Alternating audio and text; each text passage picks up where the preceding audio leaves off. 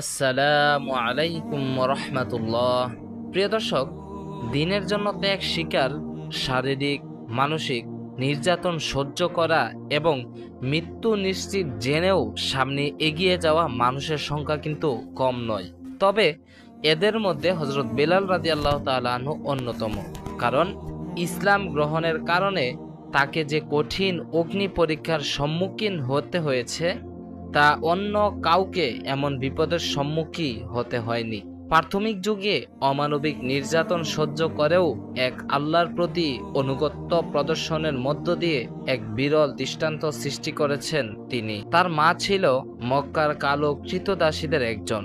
সে কারণে কেউ কেউ তাকে কালো দাসের ছেলে বলেও ডাকত। হযরতে বিলাল রাদিয়াল্লাহু তাআলা আনহু লালিত পালিত হন মক্কা মুকাররমায়। তিনি ছিলেন আব্দুদ্দার গোত্রের কয়েকজন এতিম বালকের কৃতদাস।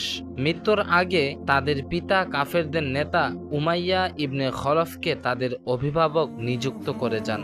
নতুন ধর্ম ইসলামের আলো যখন মক্কা নগরী আলোকিত হয়ে উঠল, নবী করিম সাল্লাল্লাহু আলাইহি সাল্লাম যখন কালেমার দাওয়াত প্রচার শুরু করলেন, হযরত বেলাল রাদিয়াল্লাহু তাআলা আনহু তখন ইসলাম গ্রহণকারী প্রথম সৌভাগ্যবানদের অন্তর্ভুক্ত হয়ে যান। এমন এক সময় তিনি ইসলাম ধর্ম গ্রহণ করেন যখন পৃথিবীর বুকে তিনি এবং কয়েকজন লোক ছাড়া আর কোনো মুসলিমদের অস্তিত্ব ছিল না। ইসলাম গ্রহণকারী প্রভাবশালীদের উপরে মুশরিক নেতৃবৃন্দ কোনো নির্যাতন করার সাহস পায়নি, কারণ বিপদে আপদে তাদের পাশে দাঁড়ানোর মতন শক্তিশালী আত্মীয় স্বজন ছিল। পক্ষান্তরে দুর্বল দাস দাসীদের পক্ষে দাঁড়ানোর মতন কোনো আত্মীয় স্বজন বা বন্ধু বান্ধব ছিল না। ফলে অসহায় দুর্বলদের উপর কুরাইশি নেতারা চাপিয়ে দিয়েছেন নির্যাতনের পাহাড়। এ অসহায় লোকদের উপর নির্যাতন চালানোর দায়িত্ব নিয়েছিল একদল কঠিন ও নির্দয় কুরাইশি কাফের।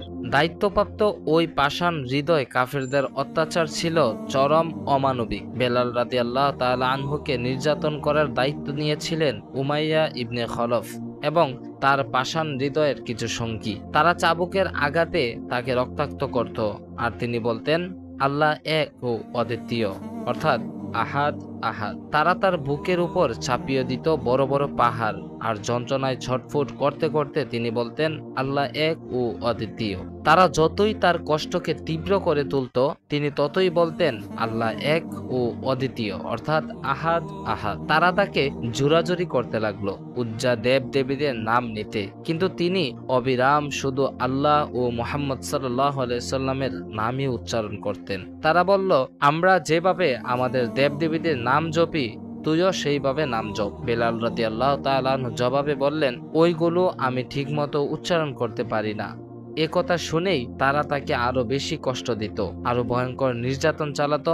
পাপিষ্ঠ উমাইয়া যখন নির্যাতন চালাতে চালাতে ক্লান্ত হয়ে পড়ত, তখন হযরত বিলাল রাদিয়াল্লাহু তাআলা আনহু এর গলায় মোটা রশি বেঁধে দুষ্টু বালকদের হাতে তুলে দিয়ে বলতো, একে মক্কার পাহাড়ি উঁচু নিচু পথে ঘুরিয়ে নিয়ে আসো।